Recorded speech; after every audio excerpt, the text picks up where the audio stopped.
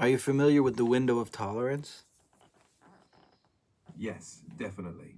The window of tolerance is a concept in psychology that describes the optimal zone of arousal where a person can function effectively.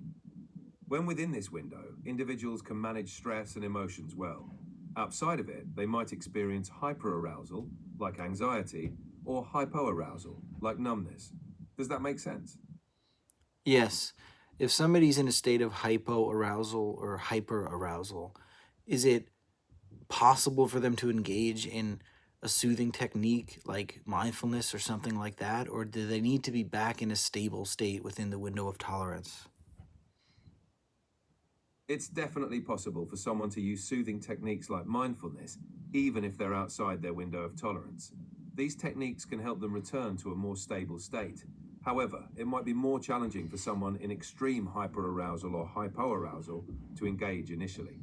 They might need simpler grounding strategies first, but mindfulness can definitely be part of the process. What would be an example of a simpler grounding strategy? A simple grounding strategy might be focusing on breathing, such as taking slow, deep breaths. Another example is the 5-4-3-2-1 technique, where you identify 5 things you can see, 4 things you can touch, 3 things you can hear, 2 things you can smell, and 1 thing you can taste. These techniques can help bring someone back to the present moment and stabilize their emotions. What if someone is so hijacked by their anxiety or fear that they can't even think to engage with one of these techniques? In that case, starting with something very basic can help. For instance, focusing on physical sensations like feeling the ground under their feet or holding something cold can be grounding. Sometimes gentle movement like walking or stretching can also help break the intense state. If possible, having someone else guide them through a calming activity can be really beneficial. Again, if they are so hijacked that they don't think to do this, what could be a way that they can remind themselves, maybe with like an external force in some way? Having a physical reminder, like a grounding object or a note with instructions, can be helpful.